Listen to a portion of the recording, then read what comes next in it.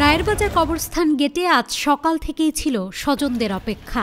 কারো হাতে পুরনো ছবি, কারো চোখে অশ্রু চাপা ঢেউ। ডিএনএ দিয়ে রাখা পরিবারগুলোর আজ একটাই প্রত্যাশা, মিলবে কি পরিচয়? প্রত্যেক সপ্তাহে আমি আমার ছেলের কবর করলে আমার ছেলের কবর আমি খুঁজি, আমার ছেলের কবর আমি এই পর্যন্ত পাই নাই। আল্লাহ যদি আজকে মানুষের দ্বারা বা আল্লাহর দ্বারা পাওয়া যায়, আমি সবচেয়ে খুশি হবো। আমি মরে গেলেও শান্তি পাবো। এই দুনিয়া ছাড়া আল্লাহ যদি দেখায় দেয়, বান্দাও দেখায় দেয়, আমি বিচারটা চাই।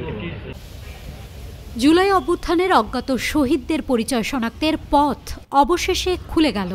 সিআইডির সংবাদ সম্মেলন শেষ হতেই কবরস্থানের ৪ নম্বর ব্লকে আনুষ্ঠানিকভাবে লাশ উত্তোলনের কার্যক্রম শুরু হয়েছে। তবে এখনও কোনো লাশ তোলা হয়নি, চলছে প্রস্তুতি। আমার ভাইকে ছোটবেলা থেকে আমি পালছি, আমার বাবা মা মারা গেছে। এখন এই ভাইটাই আমার কেন করে যেতে করছে, আমার কাছে ছিল। এটা আমার ভাইয়ের ভিতরে 2 নাম্বার। আমার ভাইয়ের জন্য আমি বউও দেখতেছি, বিয়ে করাবো। বড় ভাইয়েরও বিয়ে করাইছি, আমি ছোট ভাইয়ের দ্বিতীয় নাম্বারটারও বিয়ে করাতে চাচ্ছি, বউও দেখছি। এখন এর মধ্যে বাইরে কেন কয়জন চোরা গুলি করে ফেলছে। পরে 8 মাস পরে আমরা আঞ্জুমানের সন্ধান পাইছি। আঞ্জুমানের ওই ছবি দেখে ওরা শনাক্ত করছি যে এটা তো আমার ভাই। সরকারের কাছে আবেদন করতেছে আমাদের কবরটা যেন শনাক্ত করে দেয়।